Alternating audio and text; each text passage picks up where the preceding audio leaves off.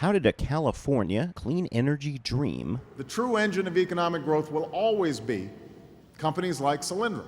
become a nightmare just 2 years later?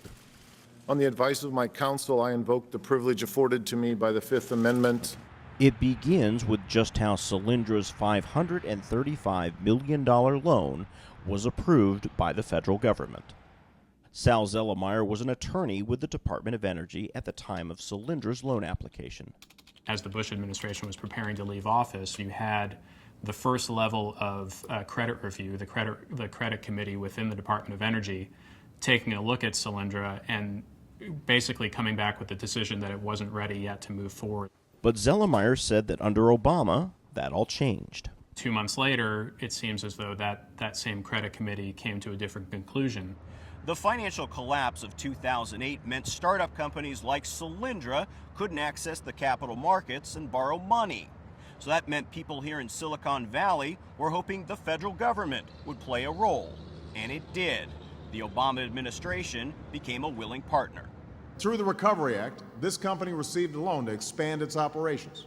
This new factory is the result of those loans. But trying to stimulate the economy and create green jobs at the same time may have meant some corners were cut.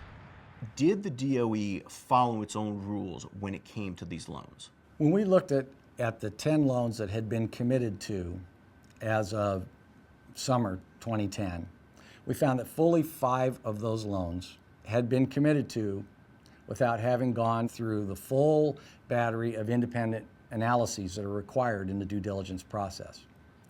That's a problem. Another problem. Emails showed the White House was behind the scenes putting pressure on the DOE to approve some loans like Solyndra's more quickly than others.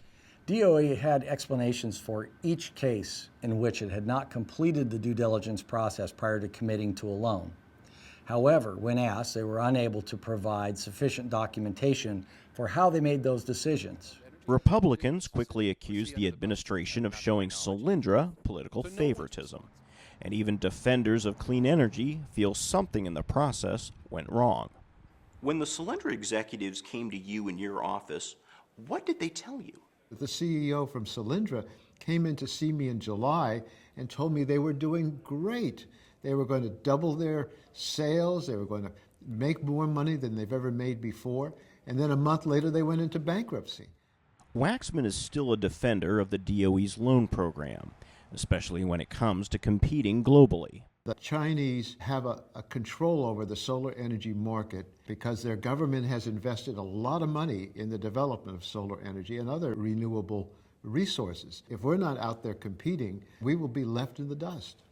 I don't think the best strategy for competing with the Chinese when they are massively subsidizing their renewables is to massively subsidize our renewables.